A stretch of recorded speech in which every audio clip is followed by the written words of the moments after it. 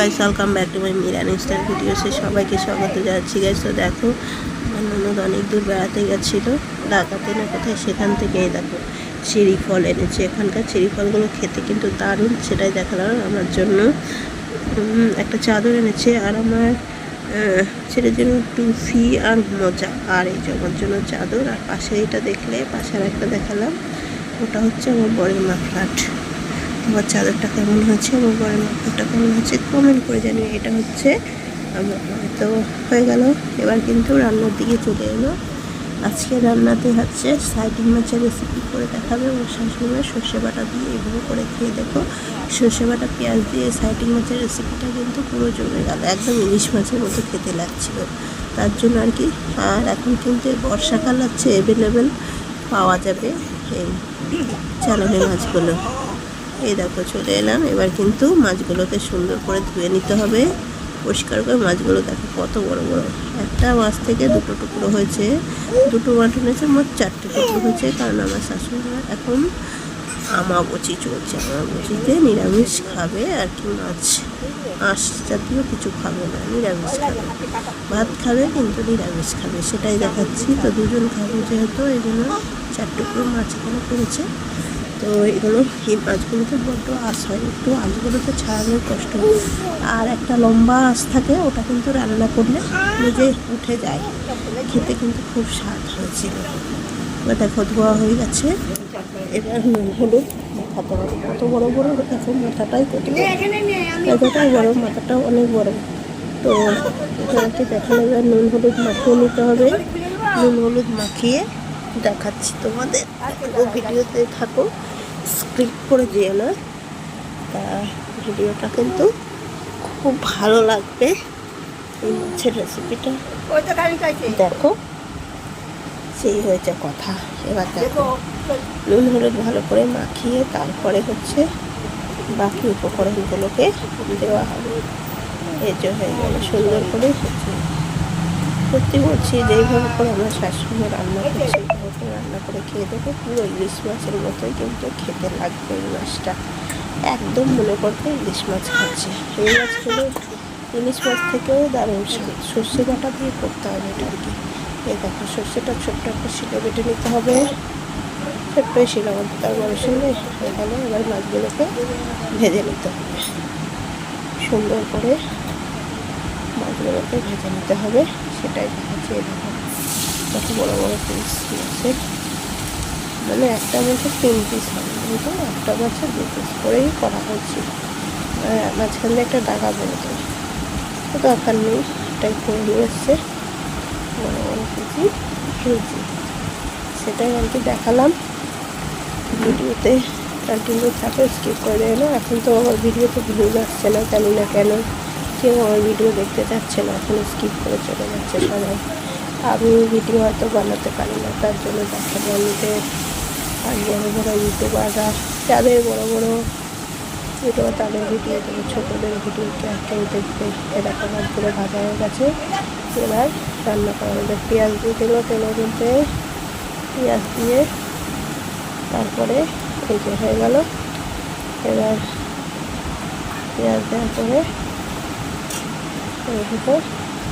এবার ভালো করে নেড়ে ছেড়ে পেঁয়াজগুলোকে একটু লাল করে ভেজে দিয়ে তারপরে কী দেওয়া হবে দেখাবো। ভিডিওতে চোখে রাখবো, খুব ভালো লাগবে ভিডিওটা। আর এইভাবে করে রান্না করে খেয়ে দেখো, দারুণ লাগে রেসিপিটা। সত্যি বলছি, ইলিশ মাছকেও হার বানাবে কিন্তু এই মাছটা, দারুণ স্বাদ খেতে। ওই যে আলুগুলোকে সেদ্ধ করেই রেখেছিল, তো আলুগুলো দিয়ে দিলে হেভি হয়েছে খেতে মাছের রেসিপিটা, সেটাই দেখাচ্ছে। এই যে হয়ে গেল।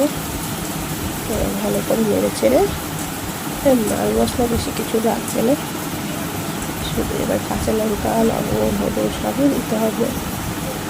দেখাচ্ছি, তোমরা ভিডিওতে কন্টিনিউ থাকো, স্কিপ করে যেও না। দেখো স্কিপ করে গেলে পুরো ভিডিওটা দেখতে পারবে, সেটাই হচ্ছে কথা। তো হ্যাঁ, ভিডিও এই যে লবণ দিয়ে এলো, লবণ দেওয়া হয়ে গেলে এবার বাকি জিনিস দেওয়া হবে। এই যে হয়ে গেল, হলুদও দিয়ে দিল। এবার রাখতে হবে। এবার কাঁচা লঙ্কাগুলোও দিয়ে দিল। সর্ষে বাটা দিয়ে সাইটিং মাছের ঝাল খেতে কিন্তু দারুণ লেগেছিলো। তারপর আমি রেসিপিটা শেয়ার করে দিও, আর যদি ভালো লাগলে কমেন্ট করো।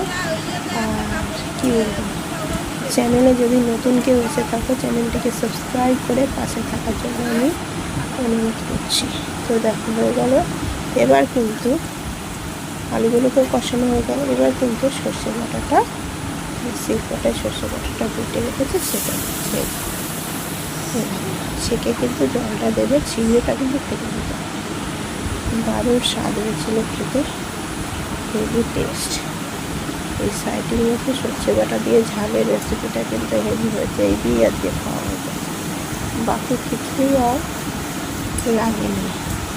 তো সেটাই দেখাচ্ছি। দেখো আর কিন্তু বেশিক্ষণ রাখবো না, হতে আর একটু সামান্য একটু ঝোলটাই কিন্তু খেতে দারুণ টেস্ট লাগে। সর্ষে বাটা দিয়ে করলে আর কি চাই, হেভি টেস্ট লাগে। এসব মাছ সর্ষে বাটা দিয়ে বেশি ভালো লাগে। আর ওসব আদা ফাদা রসুন টসুন সব কিছু লাগে না। তো সর্ষে বাটা দিয়ে কাঁচা লঙ্কা চিড়ে একটু পেঁয়াজ দিতে হয়, কিন্তু খেতে হেভি লাগে, হেভি হয়েছিল খেতে। এবার দেখো ঝোলটা ফুটে গেলে তারপর কিন্তু মাছটাকে দিতে হবে। এবার ঢেকে দিল। এবার 1 মিনিট পর ফিরেছি। এবার কিন্তু ঝোলটা ফুটে গেছে। এবার কিন্তু মাছগুলোকে দিয়ে দিতে হবে। তোমরা ভিডিওতে চোখ থাকো। এটা মাছগুলোকে দিয়ে দিচ্ছে। আর একটু মনে হচ্ছে জল রাখবো, একেবারে কম হয়ে গেছে। তারপরে শুকিয়ে গেলে খাবো কিন্তু, সেটাই হচ্ছে কথা। তা আর একটু কিন্তু জল দিতে হবে। আর একটু মনে হচ্ছে লাগবে, আর একটু না দিলে হবে না, তার জন্য আর একটুখানি দিলে ভালোই হয়। মাছগুলোও দেবে না, আর একটু জল লাগবে মনে হচ্ছে। যেটাই আর কি সর্ষে বাটি ছিল সেই বাটিটা করেই আর একটুখানি জল দিয়ে দিতে হবে। কোনো অসুবিধা নেই, মানে ভাবে স্বাদ নষ্ট করতেছে না, একটু জল দিয়ে দেওয়া হবে। এবার কিন্তু দেখো আর বেশিক্ষণ লাগবে না। এবার ঢেকে দিলে হয়ে যাবে। এবার এবার এবার 2 মিনিটের জন্য ঢেকে দিচ্ছে। 2 মিনিট পর ফিরবো। এই যে 2 মিনিট পর ফিরেছি। এবার কিন্তু প্রায় হয়ে এসছে। এই যে দেখো একটু ঝোল থাকবে, একটু ঝোল না থাকলে সর্ষে বাটা দিয়ে সাইটিং মাছের ঝালের রেসিপিটা একটু ঝোল দিয়ে তার জন্য একটু ঝোল রাখা হচ্ছে। তো প্রায় হয়ে এসছে। আবার মাছগুলোকে উল্টে পাল্টে দিতে হবে, সেটাই দেখাচ্ছি। এই হয়ে গেছে, আর একটুখানি হবে। আবার 1 মিনিটের জন্য ঢেকে দেওয়া হবে। এই 1 মিনিট পরে ফিরেছি। 1 মিনিট পরে ফিরেছি। এবার কিন্তু ঝোলটা আমার হয়ে গেছে। এবার কিন্তু নামিয়ে নেওয়ার পালা। ভিডিওটা কেমন লাগলো অবশ্যই জানিও, মাছের রেসিপিটা। তো আজকে এখানেই শেষ করবি। আমার কোনো নেক্সট রেসিপি